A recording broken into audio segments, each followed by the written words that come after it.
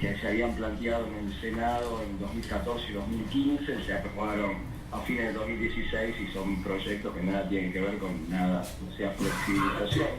Y en principio, aparentemente hasta ahora por lo menos, no hay medidas que ya se hayan dictado que sean flexibilizadoras y que hagan pensar que se van a volver a los 90, que por cierto fue realmente negativo, ¿no? Eso sería realmente equivocado porque fue una experiencia mala para el país, la flexibilización como se dio en la década del 90, porque allí con esa idea de que la flexibilización iba a reducir el desempleo o achicar el trabajo no registrado, se pretendió flexibilizar y se hizo la flexibilización laboral bajando los niveles de protección, y la realidad a fines de los 90 demostró que no bajó el desempleo, al revés, subió el desempleo, subió el trabajo no registrado, para colmo que era una legislación menos protectoria.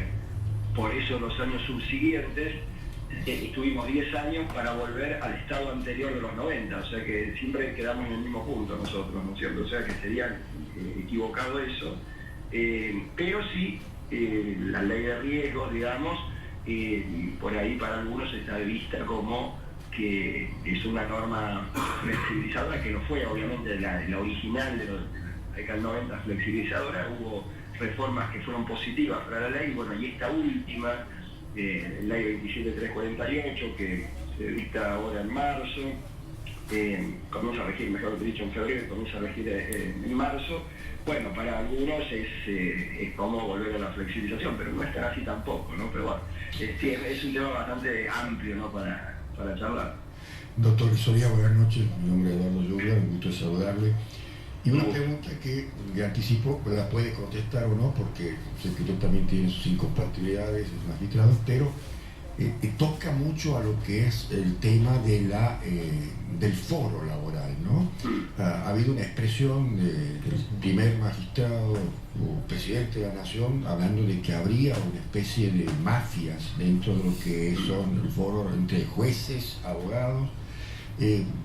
Usted, si es que puede contestarlo, visualiza que pueda haber alguna industria del juicio, alguna industria del juicio, como se ha mencionado. No, yo creo que, a ver, podríamos decir que por ahí, como en todas las profesiones, hay abogados que ejercen mal la profesión, jueces que ejercen mal la profesión, es decir, como en todos los lugares, ¿no? En todas las actividades. No hay una industria del juicio. Creo que a veces las normas y cómo se ha organizado todo esto lleva a que haya excesos por ahí. Pero en el tema puntual, que esto es un poco los accidentes de trabajo, acá donde está el debate hoy es en la cantidad de accidentes de trabajo, más de 127.000 causas de accidentes en un año, de los cuales más de 70.000 ingresadas en Capital Federal, lo cual hizo desbordar el foro del trabajo. O sea, nosotros en este momento estamos absolutamente desbordados y colapsados por el ingreso desmedido de causas de accidentes de trabajo. Pero en realidad hay como una doble lectura de esto. Por un lado uno dice, bueno, se inicia una gran cantidad de demandas, esto es cierto. Pero también es cierto que hay siniestralidad y hay incapacidades. O sea, ¿qué significa esto? Que hay un problema también en las comisiones médicas. Por un lado, las comisiones médicas dan incapacidades menores a las reales, vamos a decirlo así, no digo siempre, pero en un porcentaje importante.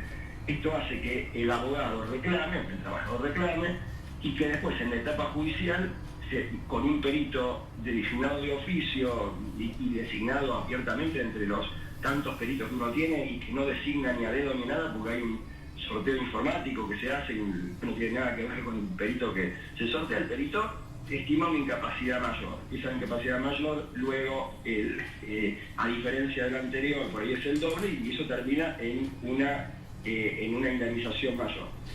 Ahí lo que hay que evaluar es qué perito tiene razón. Lo cierto es que a veces las comisiones médicas terminan dando incapacidades menores y a veces altas sin incapacidades cuando el trabajador está realmente incapacitado.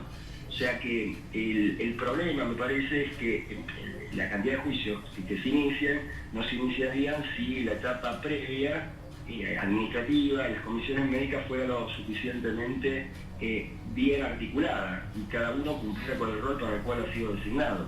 El perito, obviamente, seguramente habrá peritos que dan más incapacidad de las que corresponden, tal vez en el entendimiento de algunos, porque cuanto más alta es la incapacidad, más alta es la indemnización y los honorarios van en proporción a la indemnización. Entonces ese es el entendimiento de que a todos le conviene que sea alta la incapacidad. Pero a mí me parece que, independientemente de algunos casos puntuales que pueda haberlo, lo cierto es que hay trabajadores que están incapacitados y no reciben en la etapa administrativa previa la indemnización que les corresponde. Y a esto apunta, digamos, esta reforma, que si realmente se hace como corresponde y se cumple adecuadamente, no está mal, per se por lo menos, o sea, no está mal en el sentido de que si la etapa administrativa al trabajador se le da la incapacidad que corresponde, que si las comisiones médicas actúan como tienen que actuar, tienen la revisión en etapa judicial como una alzada que tendrían los juzgados, los tribunales de las provincias, que adhieran por supuesto, y bueno, y ahí se evitarían los juicios, eso sin perjuicio de que los trabajadores van a tener el derecho de asistir a la justicia en caso de que haya incumplimientos en las comisiones. Ese es un poco el esquema, pero eso es muy controvertido y discutido porque están quienes dicen que es totalmente inconstitucional, que está mal la ley. Creo que ha habido exceso, seguramente, pero tampoco creo que haya en sí una industria del juicio y que todo sea falso. Perfecto, doctor. Y tocando el tema que usted ha hecho referencia respecto a la ley de riesgo de accidente de trabajo, ha habido, bueno, sabe, nuestra morosidad generada muchas veces también por el colapso del sistema. Pasa que interín, en cuanto se entra en la discusión sobre todo la liquidación de las indemnizaciones, ha habido modificaciones de ley y esto nos lleva a uno de los últimos fallos de la Corte en una materia que ha sido el caso de Expósito sobre la vigencia, ¿no? Algunos han cuestionado la solución de la Corte diciendo que, bueno, que se han olvidado desde un punto de vista muy legalista respecto al ámbito temporal de la ley, no han mirado principios como el de la ley más benigna, mientras todavía no había sentencia firme, y que sí lo vieron en otros casos, como en el polémico fallo del 2x1, por ejemplo, en materia criminal. ¿Tiene algún tipo de comentario que hacernos al respecto? Bueno, nosotros, en Capital Federal prácticamente toda la jurisprudencia ha adherido a Expósito. Es decir, inclusive en Provincia de Buenos Aires tiene su propia, la Suprema Corte de Provincia de Buenos Aires tiene su propio, digamos, entre comillas, Expósito con otro fallo. Y realmente lo que ha hecho Expósito es un poco unificar los criterios, porque en realidad antes de Expósito en Capital Federal había 8 criterios distintos en las 10 salas, lo cual era algo que nadie sabía qué es lo que iba a pasar. Un poco fue, y tiene sus pros y sus contras, es cierto, esto ha sido limitativa de lo que veníamos haciendo algunos jueces, porque nosotros poníamos, 20%, tiene cuestiones técnicas, pero le estábamos dando más de lo que decía Expósito, pero luego, por una cuestión de quizás unificar un poco jurisprudencia, se adhirió básicamente a Expósito, que, teniendo en cuenta la ley 26773 del año 2012, que había elevado adecuadamente, que sí fue una reforma positiva, porque había adecuado las prestaciones dinerarias bastante bien, bueno, los resultados que da Expósito, sumado al RIPTE, son resultados, uno dice, como ley de accidentes o ley de riesgos, si uno compara finalmente, aún aplicando Expósito, los montos finales de la ley de riesgos del trabajo, son los montos más altos de la historia dentro de lo que son las indemnizaciones de leyes especiales. Si uno compara la 9688, la 9688 con la 23643 con la reforma, la 24028, es decir, si toma todas las leyes de indemnizaciones laborales sobre accidentes de trabajo que hubo y las proyectáramos al tiempo actual a valores reales, estas indemnizaciones, aún con Expósito, son más altas que las que se pagarían con los topes viejos que tenían aquellas leyes. Con lo cual, más o menos, dentro de lo que es la legislación argentina histórica, las prestaciones dinerarias entendemos que son bastante adecuadas, porque la incapacidad hoy están en montos que están cercanos a los 20.000 pesos. Entonces, esto lleva una indemnización del 10% entre 150 y 250 mil pesos, que es bastante razonable. Bien, Julio, ¿cómo le va? Federico Medina le habla. Quería también hacerle una pregunta. A propósito de, retomo la pregunta inicial que había hecho aquí mi compañero Eduardo respecto a estas últimas declaraciones del presidente de la Nación, así como también que creo que están en sintonía con declaraciones que ha tenido el ministro de Trabajo respecto a, bueno, este contexto de flexibilización laboral o de idea de flexibilización laboral, llamada flexibilización laboral, que generalmente uno la asocia a la pérdida o el deterioro de los derechos del trabajador, ¿no? Mi pregunta tiene que ver con otro de sus ámbitos de trabajo y pensar, quería que nos acerque una idea respecto a cuáles son sus ideas o los modelos de organización de la justicia laboral que pueden de alguna forma detener o moderar el impacto de reformas normativas que tiendan a quitar derechos a trabajadores o a digamos, dejarlos en situación de vulnerabilidad respecto a las empresas y a sus empleadores. Digamos, bueno, a ver, por un lado es importante tener una legislación que sea coherente, que sea clara, que no sea ambigua, esto es que sea previsible aparte, o sea, la legislación laboral debe ser previsible. Yo creo que tenemos una muy buena legislación laboral, puede modernizarse la legislación laboral sin flexibilizarla, creo que son dos conceptos distintos. Uno dice modernizar, uno se asusta, dice, bueno, se quiere flexibilizar. No, yo creo que hay que actualizarla en muchos aspectos. Por ejemplo, yo vengo ahora de un congreso que tuvimos en un TREF, en el instituto nuestro, el IDEIDES, de investigación sobre trabajo y tecnología, justamente, y se hablaba de teletrabajo, trabajo conectado, etc. Son todas formas de trabajo que existen, pero que no están reguladas. Entonces, por ejemplo, si hoy se regulase eso, no sería una flexibilización, sería, por ejemplo, actualizar, digamos, a través de una nueva modalidad, cuestiones que se están dando. Ese sería teletrabajo, por ejemplo, en relación de dependencia. Por ejemplo, también se podría hablar de contratos, con los contratos modernos, y regularlos también, tratar por ahí de modernizar algunos aspectos de los contratos para hacerlos más sencillos en cuanto a la registración. Por ahí el gran tema son las cargas sociales, porque las cargas sociales son muy altas. La experiencia de los 90 fue reducir las cargas sociales, pero fue a costa de justamente perjudicar la seguridad social. Entonces, todos sabemos que es como un sub y baja la seguridad social y el derecho al trabajo. Es decir, ¿cómo se nutre la seguridad social? Bueno, con los aportes y contribuciones de trabajadores y empleadores. Si se bajan las cargas sociales, deja de ingresar fondos a los subsistemas de seguridad social, como obras sociales, como jubilaciones y pensiones, etc. ¿El Work Home tiene que ver algo con esto, Julio? Sí, tiene que ver también, sí, cómo no. Pero, claro, porque, a ver, si nosotros reducimos las cargas sociales, evidentemente se perjudica la seguridad social, y además de esto que ya pasó, lo que habría que hacer es tal vez reducir las cargas sociales sin reducir los ingresos a la seguridad social, es decir, que el Estado subvencione, por ejemplo, de alguna manera, y que siga ingresando a la seguridad social los mismos montos. Y otro tema grande es el tema de las pymes, porque acá el problema no tienen las grandes empresas, sino las tienen las pymes, que son el 80 o 90% de las empresas de la Argentina. Argentina tiene casi 700.000 empresas, en las cuales el 80% o más son pymes, empresas que tienen menos de 40 trabajadores. Entonces, el derecho laboral por ahí es muy caro para una empresa chica y no es caro para una empresa grande. Pero el problema es que el trabajador tiene que tener los mismos derechos en una empresa grande que en una empresa chica, porque si no sería una desigualdad, obviamente. Es decir, que las indemnizaciones, que por ahí se habla, si son altas las indemnizaciones. En realidad no son altas las indemnizaciones. Las indemnizaciones son altas para el incumplidor. Si se cumpliese con la legislación laboral, las indemnizaciones no son altas porque las indemnizaciones laborales son tarifadas y preestablecidas. Una indemnización de un trabajador es una sola y es el salario multiplicado por los años de antigüedad.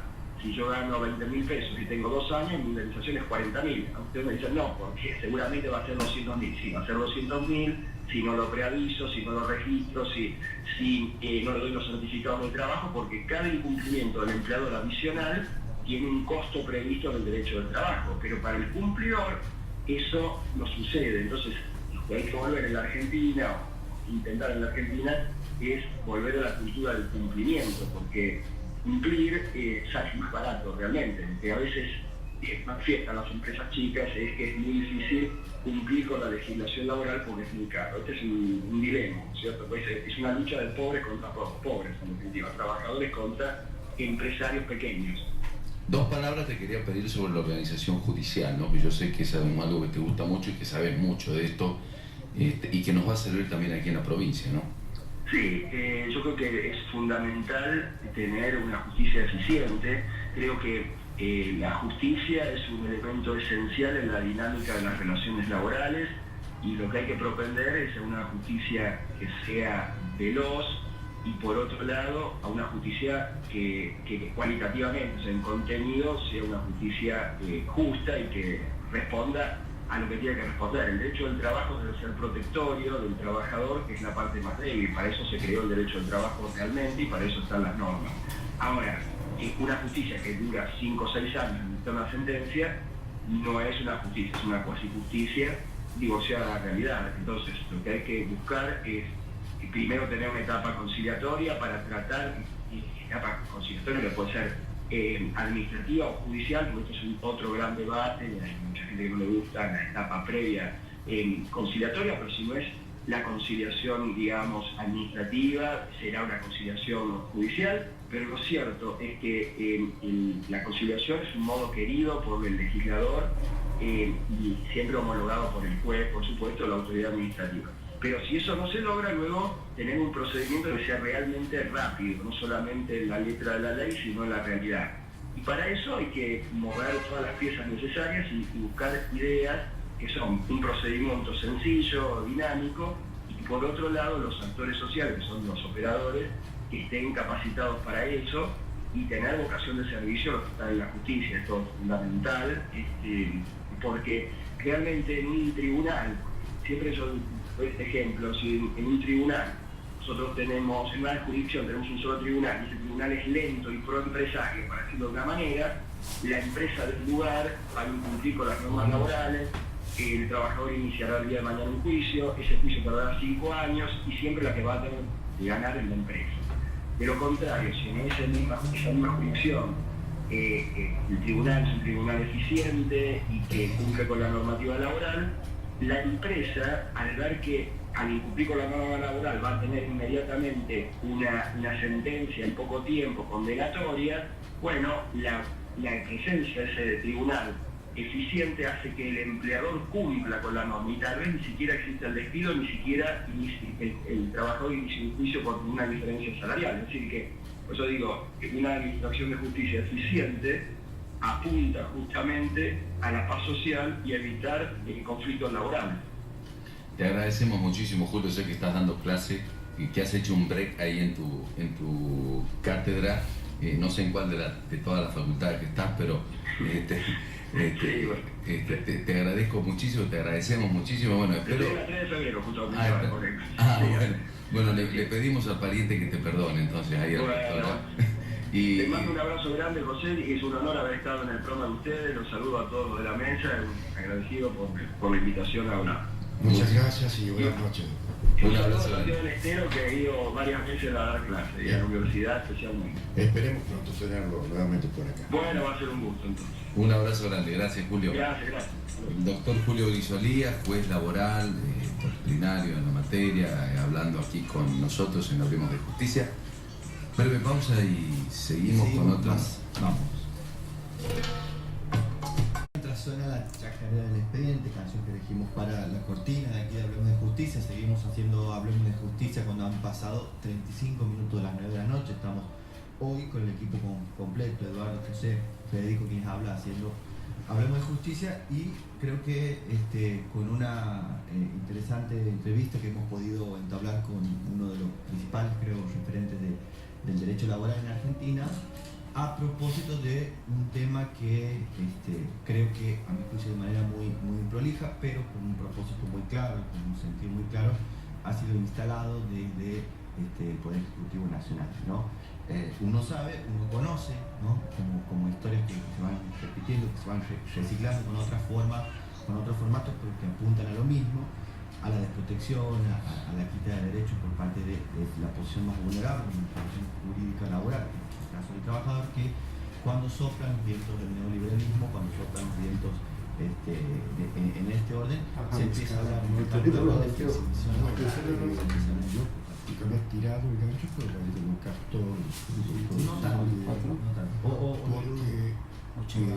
Porque 76, 01.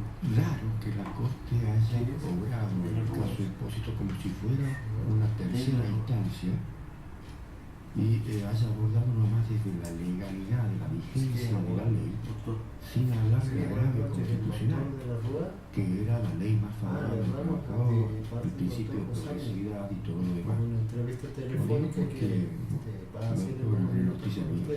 Vamos a hablar sobre el tema y bueno, lo que sí decíamos, comentábamos con José también, que es de alguna forma una persona que ha sido reconocido como pro trabajador, como que desde ahí ha construido su trabajo, su teoría, y creo que algunos conceptos importantes en ese sentido hemos podido compartir con él aquí en el aire. Pero bueno, tenemos otra entrevista, vamos a ocuparnos de otro tema, vamos a aterrizar en el orden local, vamos a embarcarnos en lo que es una de las principales reformas procesales que tiene lugar a nivel regional, y la importancia, en este caso, la reforma del Código Procesal Penal en la provincia de Santiago del Estero, lo que ha significado una reconfiguración, un cambio de roles entre el juez, el fiscal y el defensor, y a este propósito tenemos al aire una entrevista con el fiscal general de la provincia, el doctor de la Rúa. ¿Puedes contar algo más al respecto, Eduardo? Bueno, el doctor Luis de la Rúa es fiscal general de la provincia, digamos así, el jefe de los fiscales, desde el año 2005, prácticamente por administración, estoy en la Superior Tribunal, bueno, y ha venido piloteando todo este cambio desde lo que es el Ministerio Público, ¿no? El Ministerio Público Fiscal, que tiene la acusación en el caso de delitos y otras tareas más, pero es lo que la gente, digamos, como aquí queremos que la gente entienda cómo son las matrices de los procedimientos judiciales, y ahí ha tenido un hecho de trascendencia porque ha inaugurado el propio edificio público de la Fiscalía General de la provincia, en la cual, bueno, es una señal, es un signo de la importancia que el Ministerio Público ha adquirido en este nuevo proceso, como bien nos ha dicho, de cambio de orden. No sé si estará ya en el aire. El doctor de la Rúa, lo voy a saludar. Doctor de la Rúa, me gusta saludarte, lo reúno aquí el programa Hablemos de Justicia, junto con Federico Medina, que es un abogado que trabaja en derechos humanos, y José Emilio Josami, quien lo conoce también, que es juez civil comercial, ¿no? ¿Cómo estás, Luis? Bien, ¿qué tal? Mucho gusto, buenas noches a los tres, los saludo y a toda la audiencia. Bueno, eso estábamos hablando de, primero la trascendencia del acto de ayer, la importancia que tiene contar con una casa propia, o sea, siempre la ha tenido, pero ahora adecuada a las nuevas exigencias, al nuevo proceso, y un poco sintéticamente, por lo descuento del tiempo que tenemos aquí, pero para que la gente el común conozca cuál es la función de la Fiscalía, la importancia que hoy tiene el Ministerio Público Fiscal, sobre todo en el proceso penal, y el manejo de las políticas públicas criminales, ¿no? A dónde apunta el Ministerio Social. Claro, nosotros, bueno, como Ministerio Público, cuando yo arranco en el año 2005, se llamaba fiscal del Superior Tribunal de Justicia. Se reforma la Constitución en el año 2005 y ahí se crea, se plasma, diríamos, la autonomía funcional del Ministerio Público, y se crea el Ministerio Público de la DPS y el Ministerio Público Fiscal, como dos cabezas separadas, diríamos, además del Superior Tribunal de Justicia, con autonomía funcional dentro del Poder Judicial. Entonces, que recientemente se cubrió el cargo de defensor general, porque por una disposición transitoria constitucional, el que habla también estaba a cargo de la defensa. Pero, entonces ahora están bien redefinidos, diríamos, cada rol.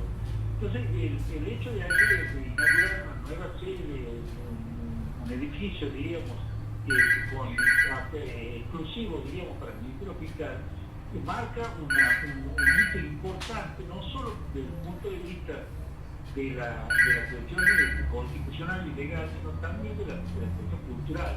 O sea, el Ministerio Fiscal representa a la sociedad y esa es la política. Entonces, ahora tienen un lugar, toda la sociedad, que cualquier ciudadano que sufre de un delito o un hecho que avantaje sus derechos, tiene un lugar específico aquí en negocios específicos para venir a hacer las denuncias. Sin perjuicio, también se puede hacer las denuncias ante la policía o ante organismos del Ejecutivo o ONG, a veces que donde puede acudir, digamos, a un ciudadano cuando se ve avantallado en sus derechos. Pero el Ministerio Público Fiscal, la importancia que tiene es que se fija la política de persecución penal, entonces, porque con el objetivo, diríamos, de lograr la paz social y de que los delincuentes, diríamos, que sean sancionados como corresponde y que las víctimas puedan estar preservadas, que puedan respetarse en sus derechos y tratar de no agravar más la situación por lo que pasa. Y con este nuevo sistema, que cada operador jurídico cumple su rol, en este caso el fiscal es el órgano acusador, que es parte del proceso como órgano acusador, pero también representa al Estado, entonces tiene que ser objetivo. Y si bien es parte, pero una parte, o sea, tiene que cumplir con la legalidad. Que yo entiendo que todos los operadores tienen que cumplir con la legalidad, ¿no? Nadie puede estar fuera de la ley, pero así puede ser una falta grave si el fiscal, por ejemplo, oculta pruebas o, diríamos, actúa de alguna manera que pueda perjudicar, diríamos, a sabiendas a un imputado, por ejemplo, si tiene una prueba de descargo que no la estudia, ¿no? Pero, en definitiva, lo que hace es representar a la sociedad. Y en este sentido, ayer incluso cuando tuve la oportunidad de decir unas palabras de agradecimiento y más o menos de explicar también, creo yo que también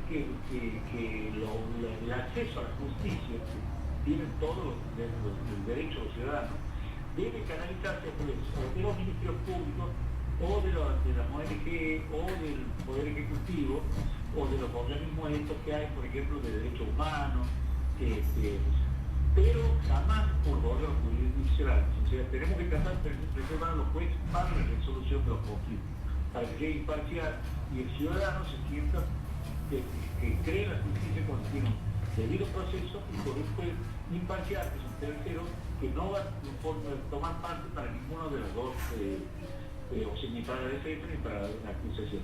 Entonces, esa es la garantía, diríamos, que le da el Poder Judicial a la ciudadanía. Y bueno, tenemos que tratar de difundir estas cuestiones para que la ciudadanía se sienta que los Poderes Judiciales van a dar respuesta a sus cuestiones.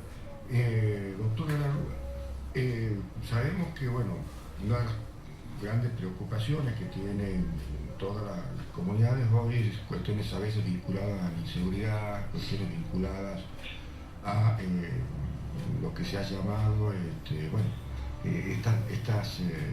por suerte es que en Santiago no ha ido a tal grado, pero por ahí nos sorprende hechos como como femicidios resonantes o el hecho de Tapso de ayer, que todo el mundo ha estado en vilo, pero que bueno, se ve, aparentemente por las informaciones va aclarándose la muerte de estos dos jubilados, ¿no? Eso hace que el Ministerio Público Fiscal, como órgano acusador, genere políticas, digamos, sabemos que la organización de la Fiscalía es vertical, el fiscal general puede bajar líneas en las cuales debe actuar los fiscales que actúan ante los... Claro, eso es uno de los deberes incluso del fiscal general, de fiscal política de persecución penal. O sea, nosotros hacemos mucho hincapié en temas, por ejemplo, de la violencia de género. Nosotros cuando arrancamos, porque se implementó el nuevo sistema procesal penal, diríamos, progresivamente por circunscripción, cuando fue la banda en el año 2013, ya creamos una unidad especializada, diríamos, en violencia de género y abuso sexual. Agregamos también la de abuso sexual porque normalmente aquí en nuestra provincia los abusos sexuales normalmente son intrafamiliares, lo más habitual, que hace todo el contexto también de violencia doméstica, diríamos. Es una política de discusión, bueno, y hay muchas ideas que vamos a ir avanzando, por ejemplo también sobre la descentralización. Trataremos de ver en algunas ciudades donde no hay centros judiciales, aquí en los barrios del sur, por ejemplo, para lograr que la gente pueda acceder a la justicia, en este caso a través del Ministerio Fiscal, poner delegaciones así de funcionarios fiscales o fiscales para poder atender los reclamos de los judiciales, ¿no? Hoy estamos haciéndolo así como una fiscalía móvil, diríamos, que también invitamos a los defensores.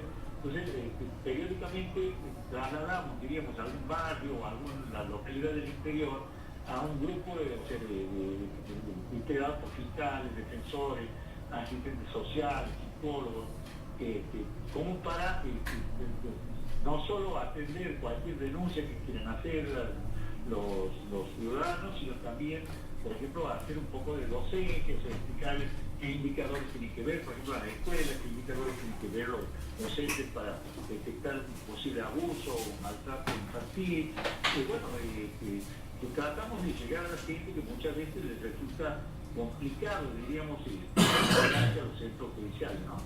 Bien, ¿qué tal, doctor? Un gusto saludarlo. Federico Medina es mi nombre. ¿Qué tal? Encantado. Sí, quería aprovechar para hacer una pregunta. A propósito, le cuento, hace unos días tenía la oportunidad de participar en una discusión donde estaba presente una conocida referente de una organización de derechos humanos que trabaja contra la violencia institucional, ¿no? Y ella se preguntaba, se interrogaba, y de paso se lo puedo preguntar a usted como encargado de, digamos, del Poder Fiscal, si este nuevo reparto de competencias, esta nueva distribución de funciones entre juez y fiscal va a redundar o no en mayores posibilidades de control sobre el aparato policial, generalmente responsable de muchas situaciones de violencia institucional, técnicas ilegales y demás. ¿Cómo esto es, digamos, cómo visibiliza usted esta problemática? ¿Hay una reconfiguración en el rol con la policía o no? ¿O sigue manteniendo, digamos, una relación como existía en el paradigma anterior? No, al contrario, yo creo que sí, le da mucho más transparencia y garantía. Creo que lo fundamental, lo más importante del nuevo sistema es la transparencia, o sea, con las audiencias orales, con la posibilidad de que todos los operadores, todos los interesados puedan conocer, incluso los periodistas pueden conocer, incluso en la audiencia pública, todo lo que sucede en los procesos. Por supuesto, con las reservas del caso de cada caso, que cuando se está en investigación penal preparatoria, hay cuestiones que no se pueden dar publicidad para nuestros procesos de investigación. Pero la verdad es un gran avance, porque antes nosotros con la figura del viejo, diríamos, juez de crimen, el juez era omnipotente, o sea, tenía en él las atribuciones totales, o sea, él investigaba, resolvía, buscaba, por ejemplo, él llevaba las órdenes de allanamiento, de secuestro. En cambio ahora, si bien el fiscal tiene atribuciones para hacer algunas cuestiones que avanzan en los derechos de las personas, por razones fundamentales, por supuesto, y razones de urgencia, siempre después tiene que estar convalidado por una decisión judicial. Entonces, como les reitero, mucho más transparente. O sea, incluso, por ejemplo, si hay un detenido, antes nosotros veíamos casos de mucho tiempo que necesitaban detenidos sin interactuar y capaz una persona. Ahora es imposible, ahora dentro de las 48 horas ya tiene que estar integrado, por supuesto con tener su abogado. Entonces, se imagina que si hubiera, por ejemplo, apremios o alguna tortura o alguna irregularidad, diríamos, de la policía, te la anotaría inmediatamente, ¿no? Doctor de la Rúa, José Emilio Josami te saluda, ¿cómo estás? ¿Cómo estás? ¿Qué tal? Bien. No sé que el otro día venía viajando yo con la doctora Kemmermacher, hablando un poco y hablando del derecho penal, cuando vino para acá, para Santiago, coincidimos. Yo tuve la posibilidad de escribir en un libro que salió sobre los delitos ahí en Buenos Aires, que yo escribí sobre los delitos en el deporte, lo único que puedo escribir, pero bueno, y hablábamos de eso con la doctora Kemmermacher y ella me puso una opinión diciéndome, hoy el derecho penal está siendo muy protagonista. O sea, me dejó esa frase y analizando lo que es el derecho de la víctima, del victimario, ¿no? ¿Qué opinas de eso? ¿Es así el derecho penal? No, bueno, sí, yo creo que siempre ha sido protagonista en el sentido de que la vidriera, diríamos, del derecho de las personas, ¿no? De que se le garantice el juicio justo, que tengan las garantías individuales, diríamos, de que la Constitución nos resguarda a todos y también lo que ha avanzado ahora es el derecho de las víctimas, que me parece que es muy importante. Ahora lo que yo sí tengo la idea es que ha habido un cambio en los roles, diríamos, o en los principios que uno tenía atendrados, diríamos, del derecho, ¿no? Porque ahora nosotros vemos un derecho civil más público, diríamos, en el sentido de que tenemos la prueba dinámica, o sea, con un juez proactivo que trata de encontrar, de resolver las cuestiones, abandonando un poco el tipo dispositivo, diríamos, que únicamente si la parte se lo pedía, porque si había una negligencia de la parte, no se podía producir pruebas. Bueno, se ha hecho mucho más público y sin embargo la idea ahora del derecho penal es más de un conflicto entre partes. Por eso se han creado, o sea, ahora existen en todos los códigos, nuestros también, los criterios de oportunidad, los criterios especiales de archivo, para tratar de solucionar los conflictos, muchas veces sin llegar a juicio. Entonces, yo creo que tiene una trascendencia muy importante intervenir en estas cuestiones y tratar el éxito del nuevo sistema procesal penal recae, diríamos, en que la mayoría de los casos de los conflictos puedan resolver antes de llegar a juicio. Porque con la gran cantidad de hechos que hay, si no resulta imposible que colapsa, ¿no? Bueno, la mediación penal, ¿no? También eso va a ser una gran solución. No sé si estás de acuerdo.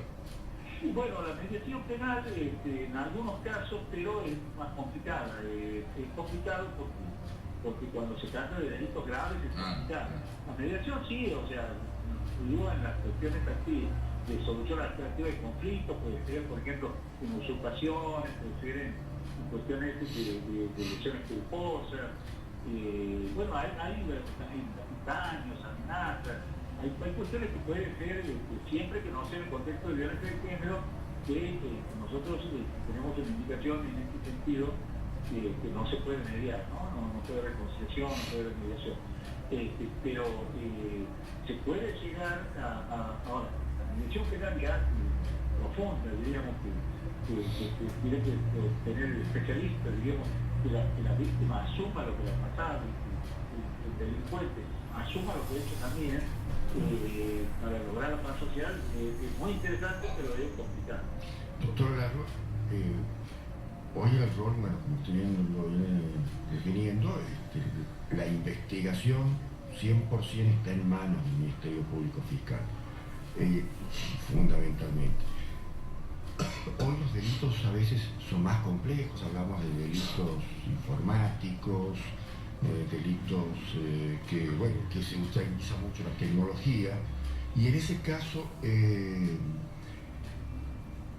quería saber cuál es lo que está planificando desde el Ministerio Público Fiscal para justamente afrontar esas pruebas científicas, esas pruebas necesarias que estos delitos complejos imponen. Si hay algún programa o vienen ejecutando algún tipo de política de equipamiento, Claro, sí, por supuesto. Nosotros desde el Consejo de Fiscales, ¿no? tenemos con todos los padres, diríamos, en todas las provincias, tenemos un consejo de procuradores fiscales generales ahí. Ya tuvimos convenios con el gobierno de la nación desde hace varios años que nos fueron dando dinero, diríamos, para un proyecto que hicimos nosotros de laboratorios forenses. Con ese dinero de aquí, por ejemplo, equipamos y lo hicimos al laboratorio, creamos el laboratorio de toxicología, ¿no? También tenemos, por ejemplo, otros elementos que, por ejemplo, la UG se llama, o ahora es un programa, un software de XRI, que es para, por ejemplo, sacar la información de los celulares, y actúa coordinadamente con la policía también cuenta con otros medios técnicos avanzados, ¿no? Que puede ser el Sirius, que es para detectar tiene la biblioteca, diríamos, de las huellas digitales que se van acumulando, entonces uno ahí puede encontrar, cuando comparar una huella, y puede saber de qué persona se trata, ¿no? Ahora estamos también por avanzar con el tema del COVID, y es para la cuestión genética, que lo tiene el FDI, y bueno, y hay una serie de protocolos que hay que cumplir para llegar a eso, y sí, estamos avanzando constantemente. Incluso tenemos un convenio con la Secretaría de la Ciudad de Buenos Aires, que ellos a la vez tienen un convenio con una ONG internacional, que reciben todas las imágenes, por ejemplo, de pornográficas, diríamos, de cualquier que aparece en la red. Ellos las procesan y las mandan a los lugares donde están las ITs. Ahora nosotros, por ejemplo, hace poquito estamos investigando un caso de pornografía infantil en las termas, que ha habido un detenido, se han encontrado muchísimas imágenes ahí del programa, y estamos avanzando en ese sentido, ¿no? Tenemos que ayornarnos, porque ahora usted conoce que ahora está de moda, decíamos, desgraciadamente, el tema de grooming, todos estos delitos a través de informática, ¿no? Claro. Bueno, doctor, le agradecemos, estamos casi cerrando el programa de hoy.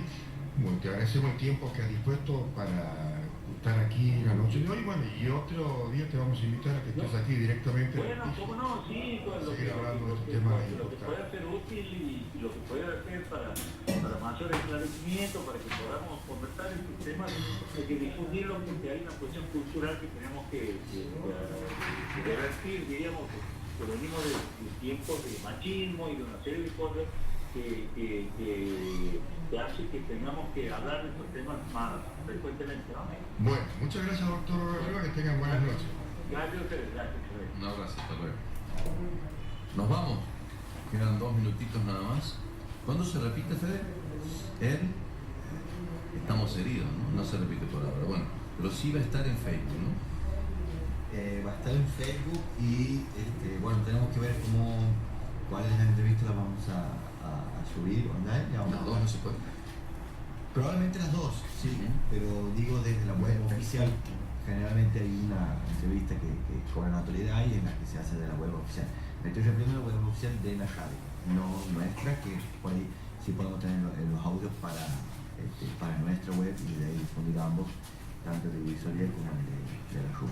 Bueno, ha sido un programa muy intenso, de 2 entrevistas muy sustancioso, 2 temas diferentes, pero 2 temas que nacionales le interesan a la comunidad. No estamos Será miércoles que viene.